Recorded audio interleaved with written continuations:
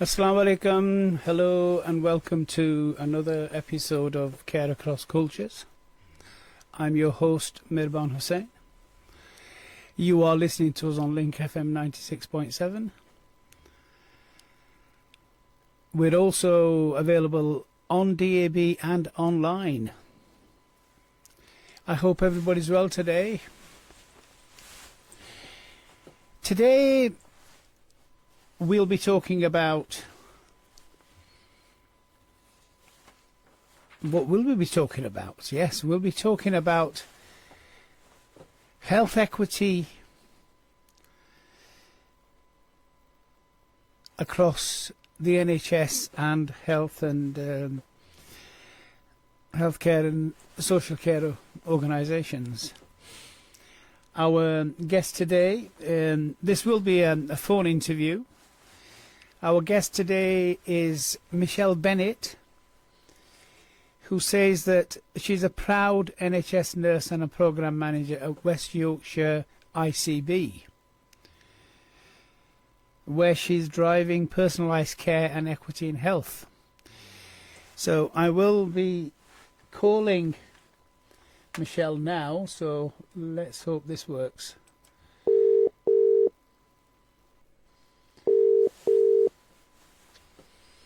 Hello. Hello, Michelle. Can you hear me? Hello. Hello, can you hear me? Hold on. Hello. Oh, yes. Hold on, where is it? That's not it. Bear with me one moment. Speaker is on. Yeah, Hello. Hello, hello. The speaker is definitely on. I don't know what's happening. Bear with me. Meet now. Speaker's definitely on. Hello. Hello, hi. Hello. Just a moment till I get listeners. Just a moment while I try and get through to Michelle.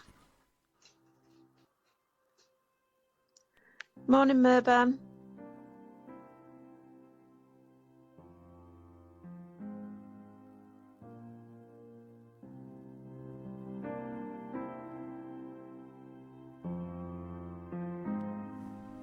Hello, can you hear me now?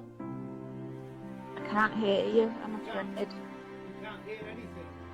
No. What about bear with me one moment, let me see. I could hear you when you spoke to the listeners, Mirban. Can you hear me now? I can hear you now. Fantastic, thank you so much.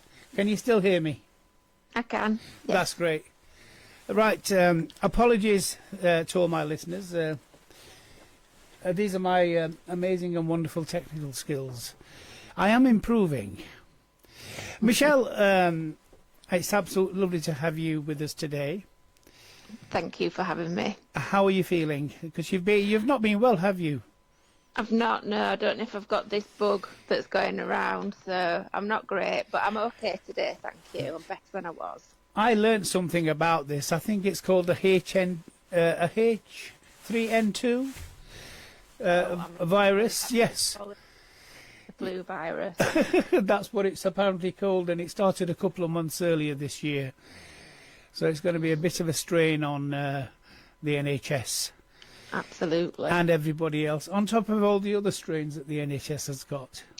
Exactly. Okay. So, Michelle, you were going to join us live in the studio, but because of this bug that you've got, you've agreed to do a telephone call. I have, and thank you for still having me. And I want to thank you so much for that.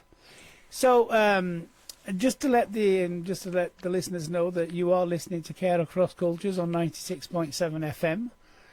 If you'd like to join the conversation, please call us on 0114 261 8181, or you can text us a message on WhatsApp 07939 849 339. We'd love to hear from you, whether you've got a message, a question or anything like that. Please get in touch. Before we go to Michelle and start this conversation, just a disclaimer to remind that The views and opinions expressed on the programme belong to me and my guests and are not necessarily those of LinkFM or of the organisations that we represent. So, Michelle, you're an NHS nurse. I am. You're a programme manager. I am. So I work for the Integrated Care Board as a programme manager now. Mm-hmm. So what's your background in nursing? So I've been nursing for over 30 years. I qualified in 1996. I did my nurse training in Leeds, and from there I went to work in a coronary care high dependency unit. And I stayed there for about 8 or 9 years. After that, I kind of moved into primary care, so I went to work in GP surgeries, and I went to work there just because my children were young and it was easier than working shifts. And that really opened my eyes to how we could deliver care differently. So I stayed there for a few years and then went to work for the British Heart Foundation. So I've done 2 jobs for the British Heart Foundation, set up 2 different services. So one of them was working in primary care and into hospitals, and that was working with people that had heart rhythm problems, which was a fantastic opportunity. I was very lucky to do that. And then I relocated back to Yorkshire. I was living away, so I came back to Yorkshire, and I started a job working for the British Heart Foundation, where I set up a cardiac services within a high secure prison within Yorkshire. And again, that was just eye-opening. That was just about working very differently with some people that were really marginalised, and a lot of stigma attached to them. From there, I continued to work in prisons, and I became a programme manager in 2020. So due to a long-term illness, I could no longer work clinically. So I took on a role working for NHS England initially, and then came to the ICB in 2023, which is where I am now. Amazing. So a programme manager, what does a typical day look like for a programme manager? So programme management is about looking at national policies and strategies that come from the Department of Health, and within the ICB we work together. So as a programme manager, I look at those policies and guidance and strategies and work with people within the system, and by the system I mean within health and care, people with lived experience. We work with education, so all different departments, and my job is to see how we can translate that policy from what they're telling us at the Department of Health, and how we can translate that into care that's received, that you and I would access. Right, okay. So basically, you've got the policy and you're the one that implements it, makes it work. Yes, with support from others. Of course, with support from the rest of the team, but it's your job, from what I understand, that to make sense of what's actually being said. Yes. In all that world of terminology and jargon. Absolutely. And talking about terminology and jargon, I see on your LinkedIn profile that you describe yourself as driving personalised care and equity in health. Yes. What does that actually mean in practice? What are you trying to achieve?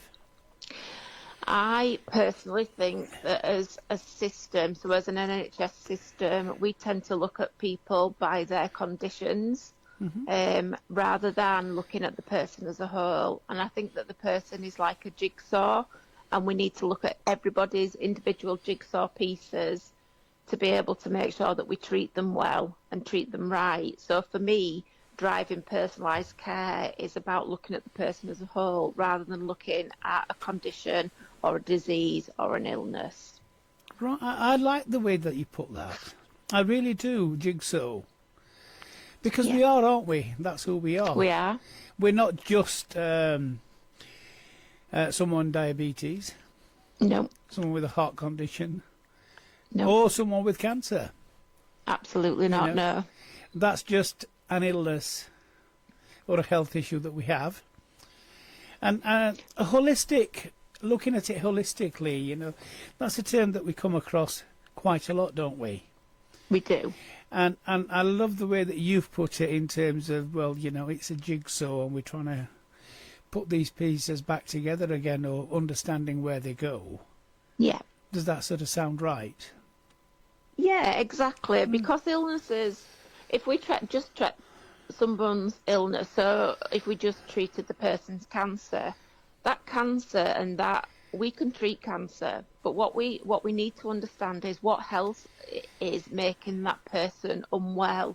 So is it because they're in poor housing, or is it because they have had to give up the job and that's something that they really didn't want to do? Mm-hmm. So by being able to understand all those different parts of that jigsaw, we can make sure that the care that we give for the cancer, if that's what we were thinking about, we're actually looking at everything. Because so people with mental health illnesses, if we think about people with mental health illnesses, you know, there's lots of things that can impact upon that. And we can't just pick one thing sometimes. There's lots of different things that we need to be able to look at and understand before we can treat the main illness. So it is a real jigsaw, isn't it? It is, when you put yes. it like that, it is a real jigsaw, because, yes, I had this conversation some weeks ago with someone when I was talking about cancer. And one of the things that I said is that, you know, there's this stigma around cancer. I mean, 30 years ago, people didn't even say the word, did they? It was a C word. And now it's much different. But there's still a stigma around cancer itself, because people still think it's a life-threatening illness. Yeah. And we know, don't we, that, you know, actually there's there's lots and lots of treatments, lots of cures. There are still some cancers which, you know, aren't curable, aren't treatable, but that's where palliative care comes in, doesn't it? Absolutely. It's how do we... But, you know, the stigma which I'm sort of trying to raise awareness around is that if you... it's a bit like mental health as well, isn't it? Because if you break your arm or your leg, you know, you'll go to the hospital, won't you? Yes. A&E. And, you know, you'll get a pot on or whatever, and you'll phone and you'll tell your friends, and you think, I broke my leg. Okay? But when you've got a mental illness, or whether you've got cancer, we tend to hide it, don't we? Still. We do. And we can't see it, so people don't talk about it either. And I think you know, in some communities I found that there's a bit of a blame thing around cancer as well. Oh, well, what have you done? You know. Yes. It's almost like blaming the person that you've done something. Yeah. Yeah. Yeah. Absolutely. That causes that, and this is a result of that, which I find really heartbreaking, because you don't have to do anything, do you, really? No, you don't. No. You know, cancer doesn't pick, No. you know, specific people. Everybody across the world will know someone that has cancer. Yeah.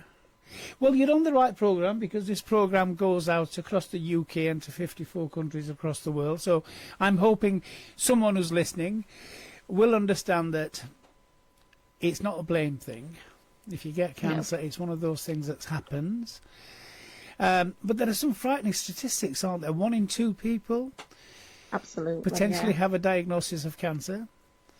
And the other one that's really sort of, you know, keeps me up at night is about, by 2030, which is what? 4 years away. Cancer diagnosis is going to sort of increase, isn't it, by double to over 4 million. It's about 2.1 million at the moment. And this is why having people like yourself on this programme, it's about raising that awareness. You know, this is what we see, because it's growing, it's increasing, and we want to raise awareness and let you know, because there's lots and lots of support out there, information, where to go for help, what kind of signs and symptoms to look for, when to go to your doctor. Those kinds of things are really important. Yes. Now, that sort of leads me on to what I want to talk to you about. You recently organised something called the Hidden in Plain Sight Conference I did. over in Leeds. I attended that conference. It was an amazing conference. Some Thank wonderful you. speakers. I learnt so much. Good, because that's what the aim of the day was. It was for for people to come and learn and understand about marginalised communities. I was some of them were really powerful that resonated with the prisons thing really, and also the women in prison. That was Yes. that was really sort of powerful stuff. So hidden in plain sight, I understand what it means.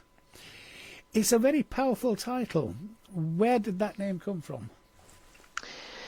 I think in my day-to-day job working with inclusion health groups, and inclusion health groups are usually those marginalised communities with the most marginalised. So, like you said, it's people in touch with the criminal justice system, homeless people, gypsy travelling communities, sex workers, vulnerable migrants, people experiencing modern slavery and human trafficking. So some real marginalised communities out there, but they're amongst us.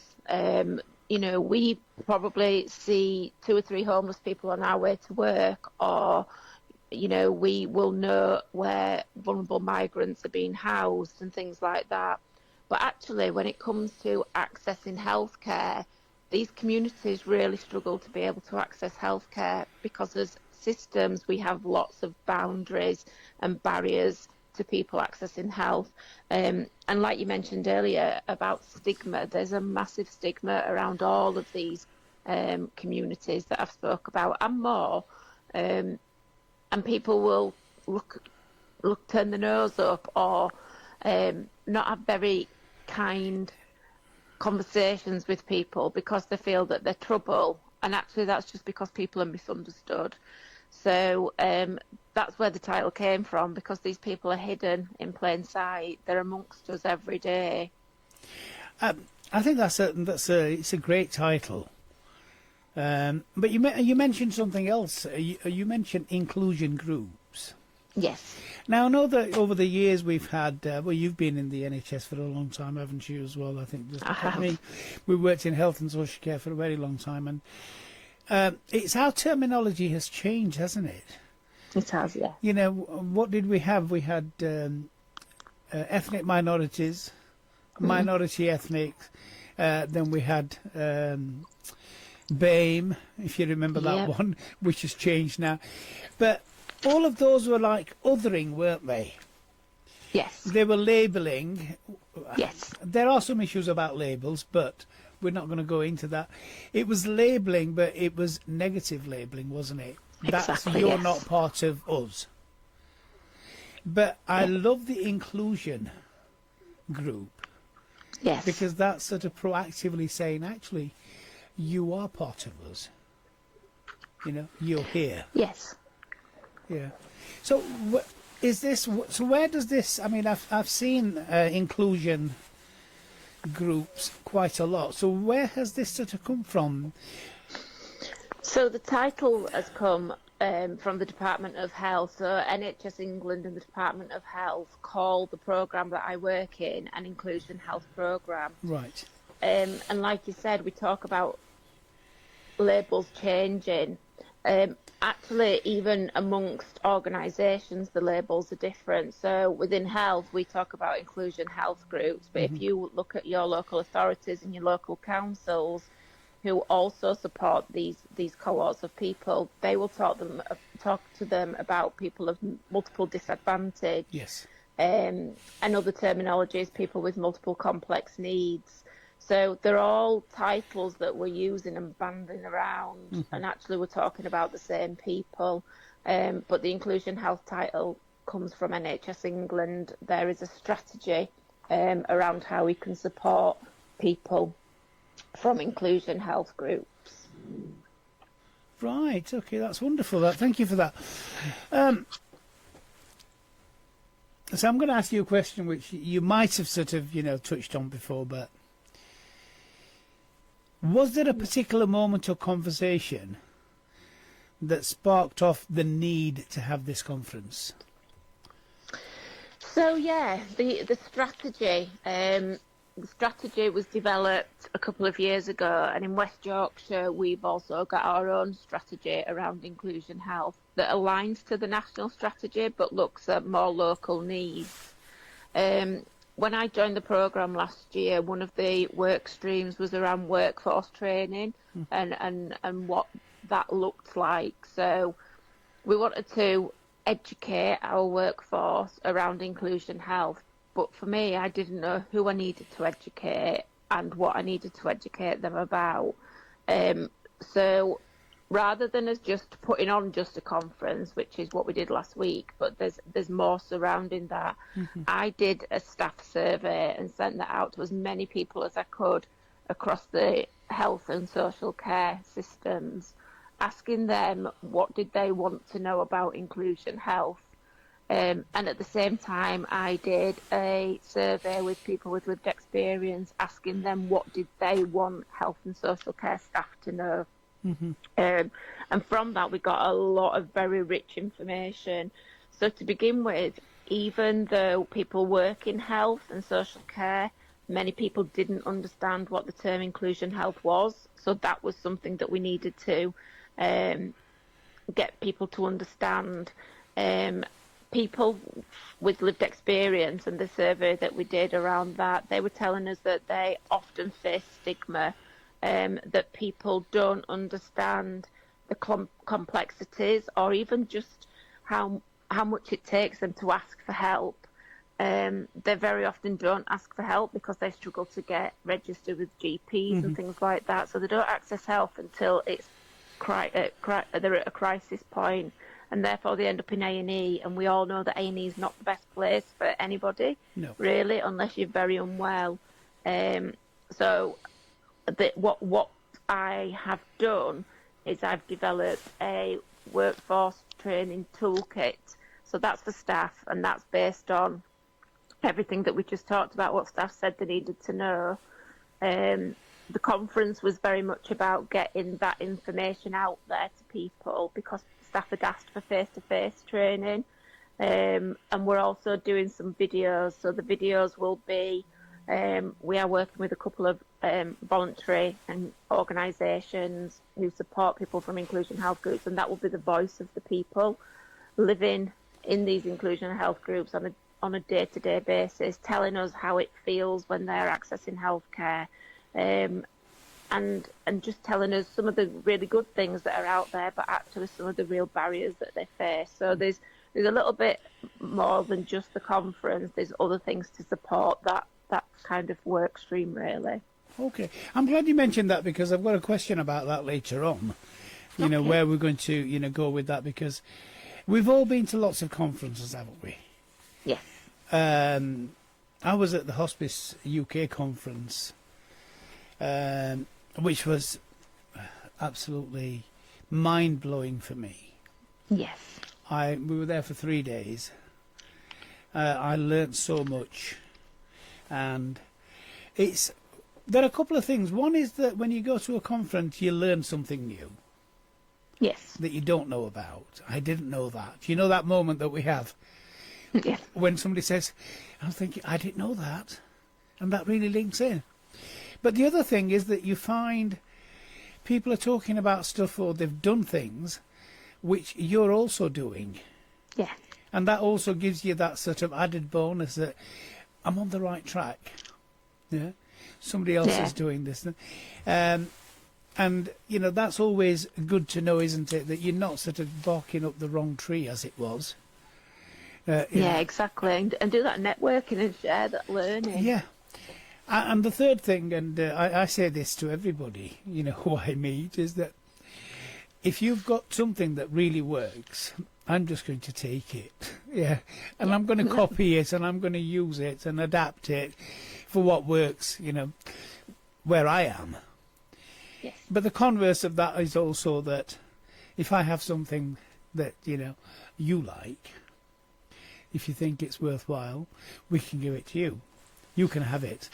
Now, we are coming up to a break, so I will come back to you the line may cut off. If it does, I'll ring you back, but it will definitely go silent.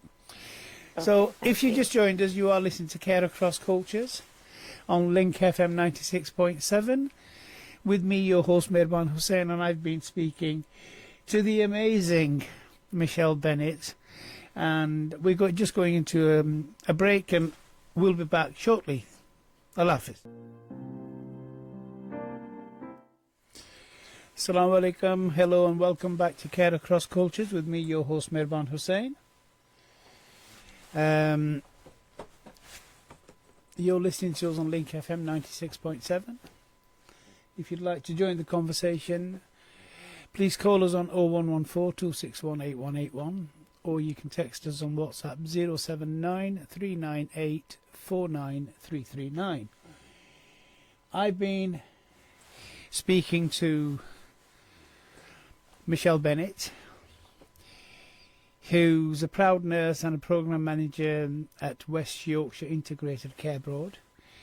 And we've been talking about a conference that Michelle organised, Hidden in Plain Sight. I'm just going to go back to Michelle and let's... Hello, Michelle? Hello? What's happening?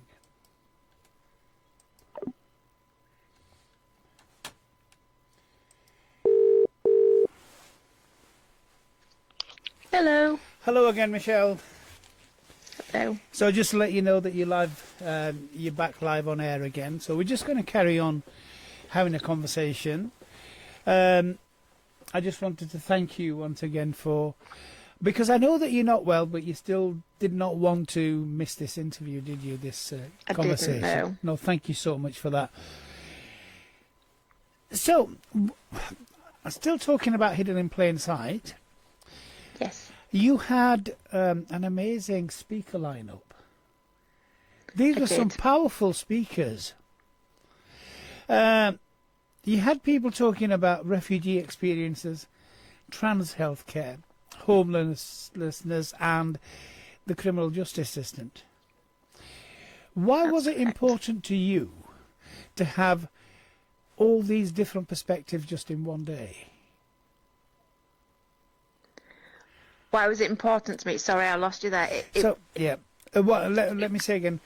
All these different people talking, and why was it important to you to show all these different perspectives in one day? I think it was really important that we heard the voice of people with lived experience, and the speakers that we had either had lived experience or they were advocates for people with lived experience. And by that I mean people who are living in these inclusion health groups every single day. I feel if we're working in health to treat and understand people, we can't do that unless people tell us how it really feels.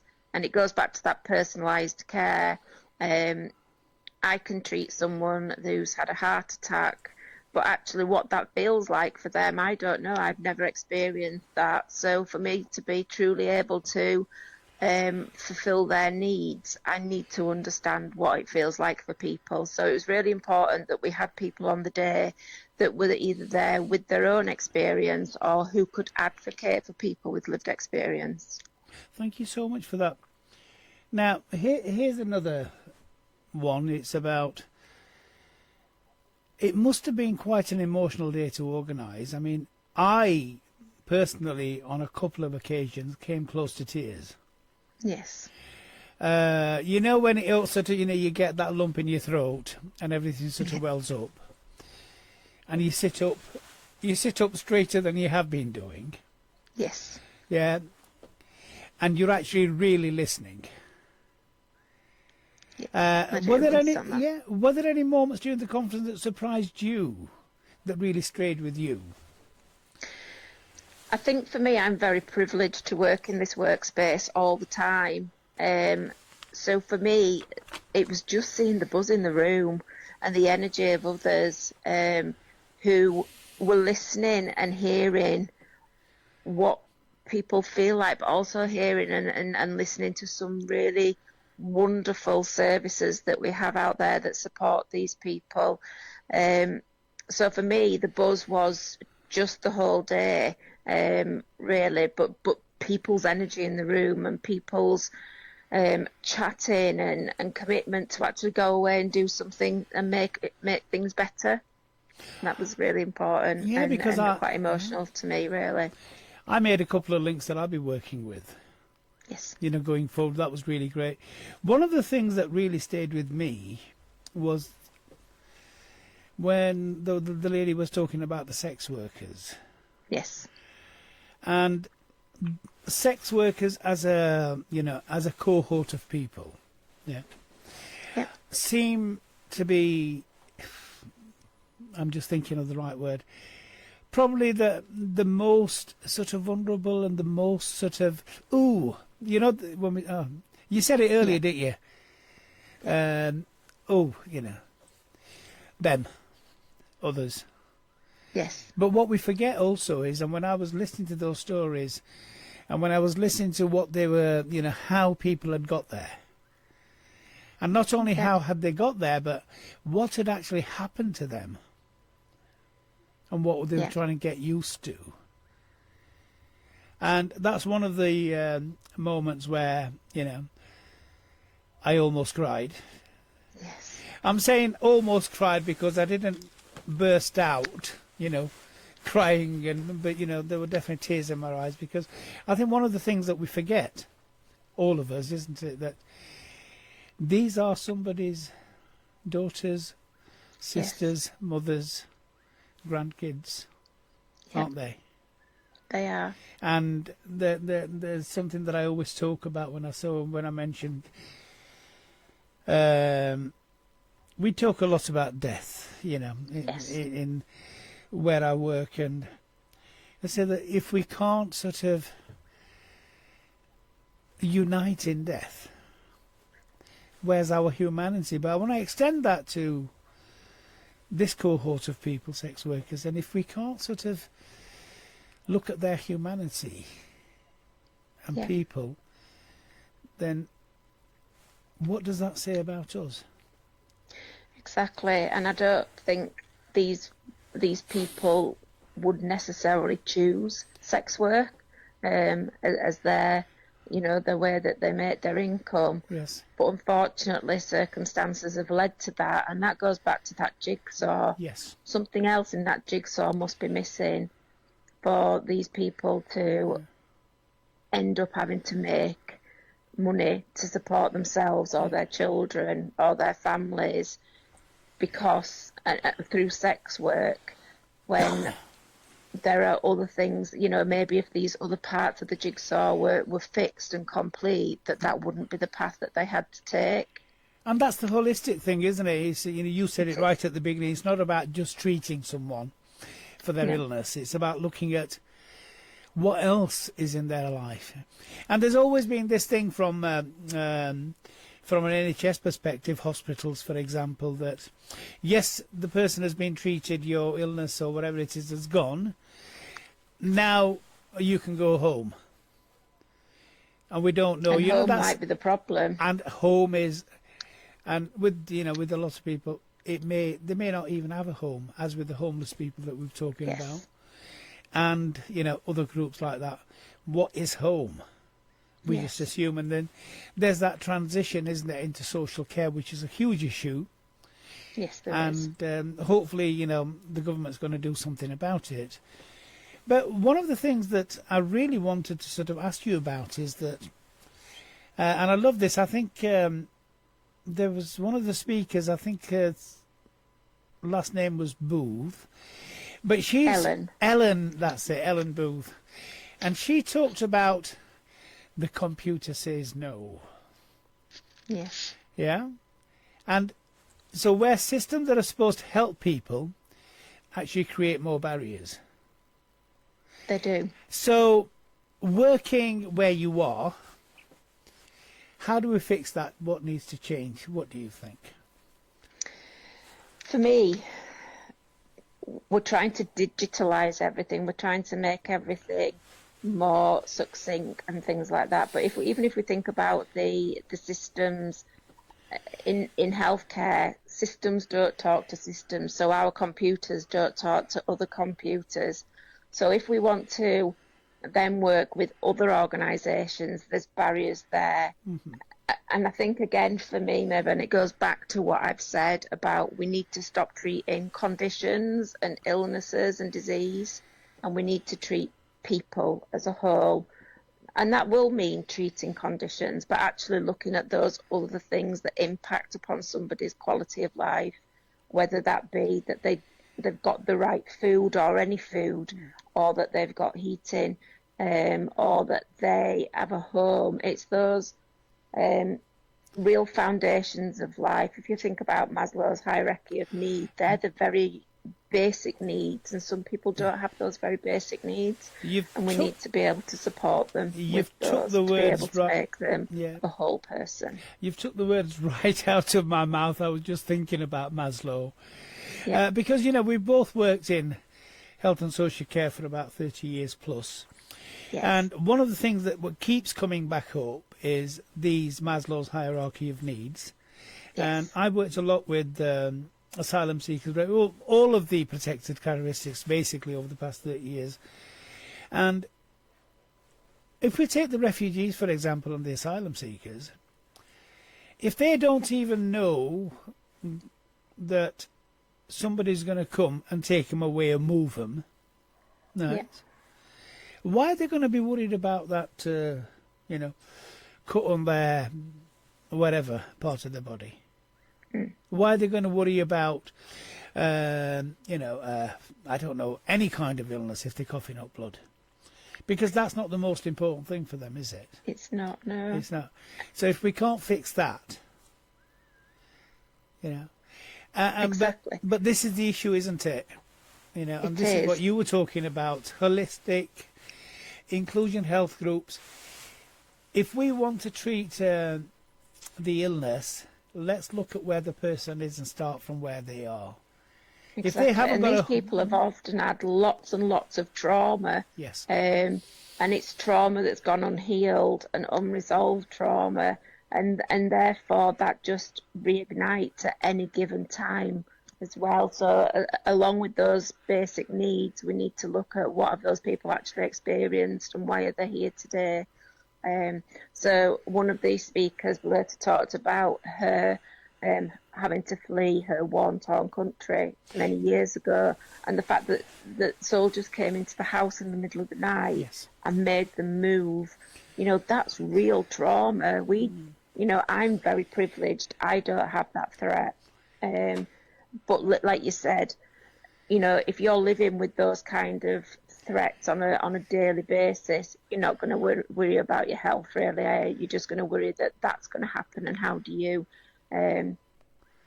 deal with that?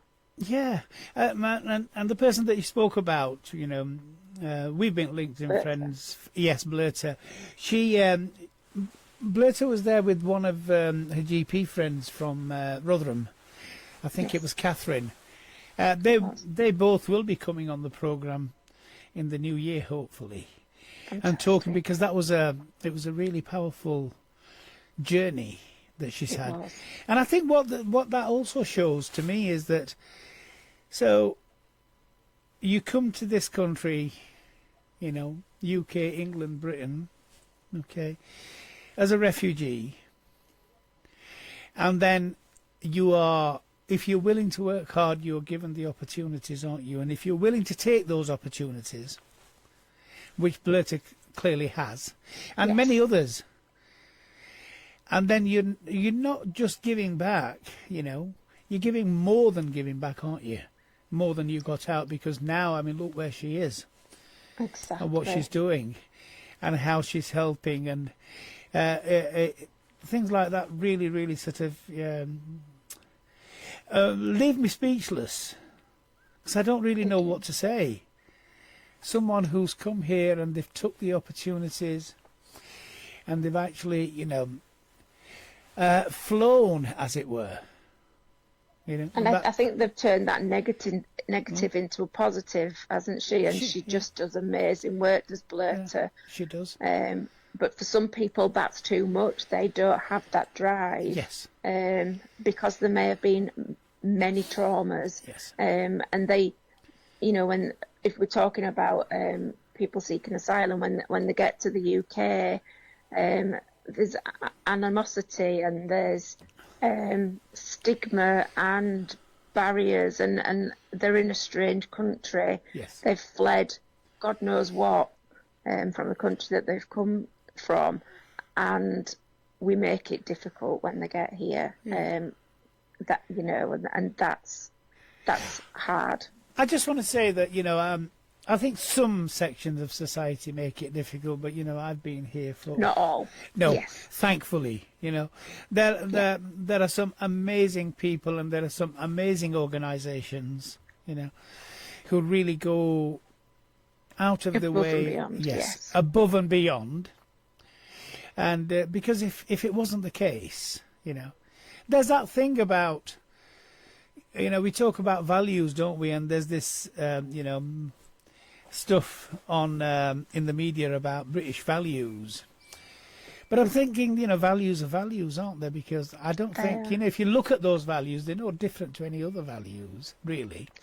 No. You know, for good people, you know, it's the same thing, isn't it, really? Just by putting and I British... think our workforces are tired. I think there's a lot of compassion fatigue within our healthcare and our social care. So what I've said about people not being able to access and the barriers, that's not necessarily a personal thing. I think staff are very tired.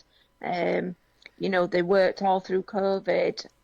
They themselves have seen things that are traumatic, and there's just some real compassion fatigue, I think, at the moment within our services, because it's a really difficult service to work for, is the NHS at times. No, it is, and you know, it's it's that personal thing again, isn't it? The holistic, listening to those horror stories.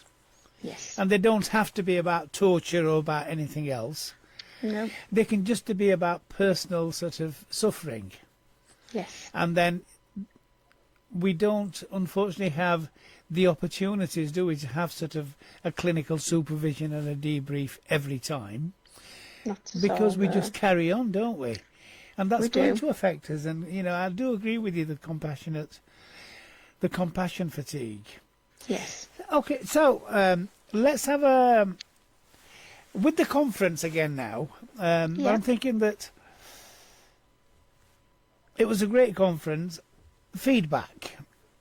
What kind of feedback have you been getting? And has it sparked some new conversation or conversations you were hoping for? Absolutely. So the feedback that we've got from the conference has been absolutely amazing. And I think it goes back to that initial, why did we do the conference, and staff saying that they didn't know about inclusion health groups. So by doing the conference around what staff wanted and people with lived experience telling staff how they felt, I think that worked very well, and the feedback has been amazing. People have connected, people have want to work together to support needs. People, at the end of the conference, I always ask, what one thing can you take away today to share with your team? And that was on the evaluation form as well. And people want to go away and make a difference. And I think that in itself is truly outstanding. Well, that's amazing. So, so you're with us here. Well, you're with us on Care Across Cultures. Yes. And Care Across Cultures is a platform that I set up back in February of this year. Yep. And it's all about breaking down barriers in inclusion groups. It was particularly around hospice care and cancer. Yes. But it's been extended. It's been expanded to include all life-limiting illnesses. Yes. Okay. Does this program and its sort of ethos connect with the work that you're doing? It really does. So I was privileged enough to work on the West Yorkshire Palliative End of Life Care Health Needs Assessment, which also it looked at care through a lens of inclusion and health equity. So we got to hear from some communities that faced health inequalities for whatever reason. And so our two programmes are now joining together. So Amy Kenyon, who I believe has been on your show, Yes, Amy has talked about yes. the health needs assessment and the work that's coming out of that. We're linking up together to make sure that inclusion health and palliative end of life care needs are addressed also. Right, thank you for that. I'm just going to translate something into Urdu, if you don't mind. Okay. जी अस्सलाम वालेकुम. आप सुन रहे मेहरबान Hussain care across cultures link FM 96.7. आज हमारी बात हो रही है मिशेल बेनेट, जो एक एनएचएस नर्स और प्रोग्राम मैनेजर है.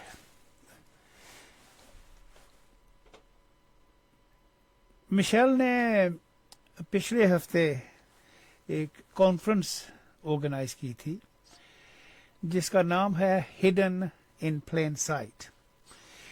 तो हिडन इन प्लेन साइट क्या है? हो सकता है कि सबकी नज़रों के सामने छुपा हुआ या खुले आम छुपा हुआ. इसका मकसद ये है कि उन लोगों के बारे में बात हो रही थी जो कि हमारे सामने हैं, लेकिन उनकी परेशानियां बीमारियां हमें नजर नहीं आ रही. तो मैं सोचा कि there may be some people listening who may not understand the terminology of hidden in plain sight, and I thought I would just translate that into Urdu. So we are coming to the end of the program very shortly. So you are listening to Care Across Cultures with me, Mirbaan Hussain, your host. And my guest today has been the wonderful Michelle Bennett, who we've been friends, Michelle and I, on LinkedIn for some months now, I think since May of this year. But we only sort of met face-to-face at the conference, and hoping that, you know, there will be other meetings, because there's a lot of stuff that you've done there and a lot of stuff that I'm doing that, you know, we're wanting to sort of connect up, because it's like you said, Michelle, it's not just about working in silos, because we're all doing different things and they can sort of sometimes complement each other. Yes. As well as, you know, and it's about raising it more than just working in, yes, West Yorkshire, we're in South Yorkshire, but I think it's bigger than that, isn't it? It really is bigger. Yeah, it's bigger than that. So, from your experience, Michelle, what are the biggest misconceptions that inclusion groups have about NHS services? I'm putting you on the spot now, aren't I? Yeah, you are. So I think the stigma, I think people won't even access healthcare because of the stigma. So, for example, when you're released from prison, sometimes when you go to register with a GP, the only information that you may have may be your release papers, and people are often really embarrassed that that is the only information that they've got that's ID. And actually, they don't need ID to be able to register with a GP. That can be done without. But people won't access because of that stigma. So I think the misconceptions are two ways, if I'm being honest. I think, you know, people see that people from inclusion health groups could be trouble because they sit in these with these titles or within, you know, those kind of things. But for people living, they really struggle because actually the stigma that they receive is the first thing, and then they just disengage at that time. Okay, no, that's But great. we've got some amazing organisations who are breaking down barriers, who are going and delivering care where people are attending so often in voluntary organisations in their buildings. We're working differently, and we need to work differently to address inclusion health needs. That is coming to the end of the programme, and thank you so much. Thank you. So, we may have a few seconds. One last question, Michelle. If you could Yes. wave a magic wand and change one thing in the NHS to make it more inclusive and accessible, what would it be? Treat the person and not the condition. Thank you so much for that. Thank you so much, everyone, for listening today. We will be back again next week with another guest. I think 2 guests next week I have. If I remember correctly, from Wakefield Hospice. And we'll be talking about an event that they did during Interfaith Week. So, Michelle, I want to thank you so much for joining us today. And Thank you. until next week, everyone, Allah Hafiz. Goodbye.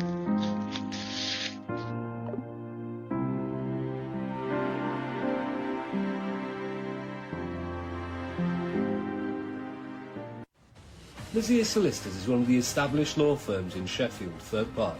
We provide quality, dedicated legal services to include residential and commercial conveyancing, wills and probate, power of attorneys, sale and purchase of businesses, commercial leases, immigration and estate planning, multilingual staff, competitive prices. Please call us on 0114 308 2727 or visit us online, nazirsolicitors.co.uk.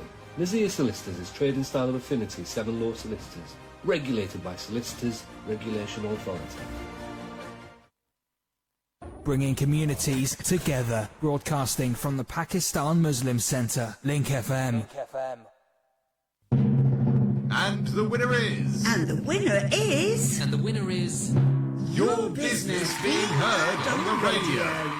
Become a real winner by advertising your products and services with a memorable campaign here on LinkFM. Radio advertising's ear-catching, affordable and effective.